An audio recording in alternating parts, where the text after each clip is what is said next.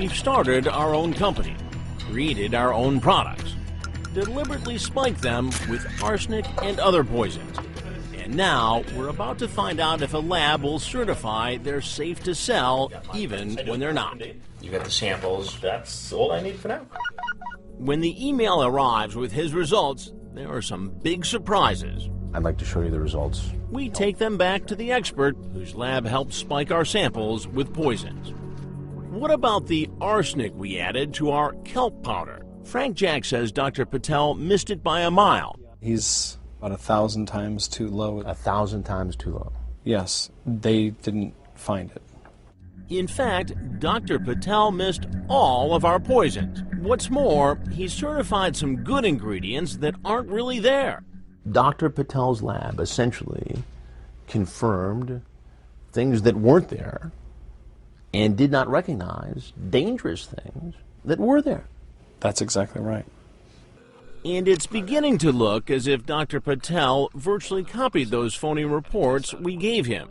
For example, arsenic. We spiked in 200 parts per million, but we wrote down 0.3. Dr. Patel's result? 0.26. Off just enough from our fake number to look like a real test. So this number is almost identical to the number that we told him. The phony number we submitted. That's correct. For this particular sample, sample number 40. Is it really possible that he could be so wildly wrong? Or could we somehow be misreading Dr. Patel's report? To make absolutely sure, I arrange another meeting. He still thinks I'm just a businessman, and he doesn't know we've brought along our hidden cameras. Come on in. First, I ask about our green powder, the one we spiked with arsenic and lead. So this would be for the kelp extract powder, right? But Dr. Patel assures me he didn't find anything unusual. It should be. Absolutely. These are all perfectly normal. And it's the same story with our burn weight loss powder, the one we spiked with sibutramine and selenium. So we're in good shape. Absolutely. Dr. Patel is saying our poisonous supplements are safe to sell. Doctor, there's something I need to tell you. Okay. It's time to tell Dr. Patel I'm not the businessman he thinks I am. And then as I'm Chris Hansen with Dateline NBC, and we're doing a story on how bad supplements can possibly end up in stores. Okay. And as we pull out our regular cameras, I ask whether he's even doing the lab tests. So the question is, did you do the test at all, or did you just come up with numbers that were close to the ones we wanted? I understand what you're You get what I'm saying? You know what a dry lab is, Of right? course we do. Is this a dry lab? No, at all. We reject products as well. In this email, he blamed us for misleading him. When given misleading information regarding a sample's makeup, we would not be aware that the data being observed is being compromised due to matrix parameters we are not cognizant towards. Confused by that? So were we. So we met up with Dr. Patel one more time. We came in here to test you. Correct. It appeared based on the first results, you failed the test. And I agree. So this is the HPLC. Dr. Patel now admits he got the wrong results, but he gives scientific reasons for why the numbers could be off. When we're looking at very small quantities, these values do deviate. They deviate hugely. What I'm trying to get to is that in the real world, a shady businessman is not trying to contaminate a product with arsenic, cadmium, and lead. Either way, other labs didn't seem to miss what we'd planted. We took our samples to the National Center for Natural Products Research, one of the world's premier labs when it comes to supplements. Dr. Ikhlas Khan says his lab detected all of our poisons. In the kelp we found lead and arsenic. And were they hard to find? No. In fact, several other labs find our poisons too.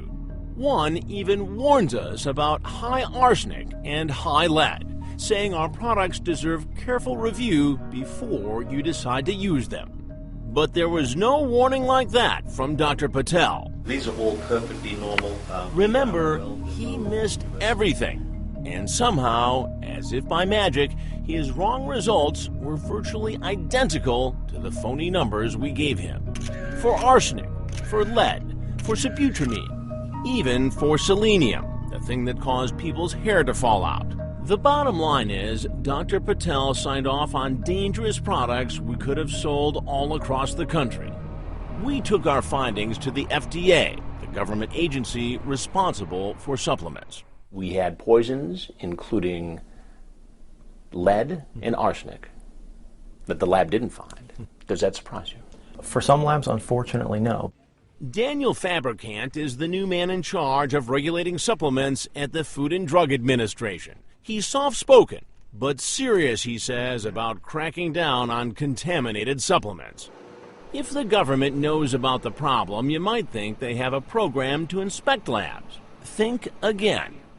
Independent labs, are they ever inspected by the FDA? At present, we're focusing on the manufacturers and distributors. So no labs are currently being inspected? No. Does that concern you? Yes. In America, the people who cut your hair have to be licensed, but not the labs that test the supplements you take. Two major groups representing the supplement industry declined to do on-camera interviews, but in a statement, the Council for Responsible Nutrition told us, "We take seriously the allegations of fraudulent laboratory practices raised by this report." And they urge the FDA to use its ample legal authority to take legal action. The Natural Products Association also said it supports government action against any laboratories that may use improper testing methods. Both groups stress the vast majority of supplements are safe. And that brings us back to Total Body Formula and the people who say they've been sickened by supplements that were never properly tested. So to this day, and forever going forward, you're going to worry about damage to your liver, Right. your kidneys, Right. your heart, That's right. all because of a vitamin. I would never have believed it if I hadn't gone through it myself.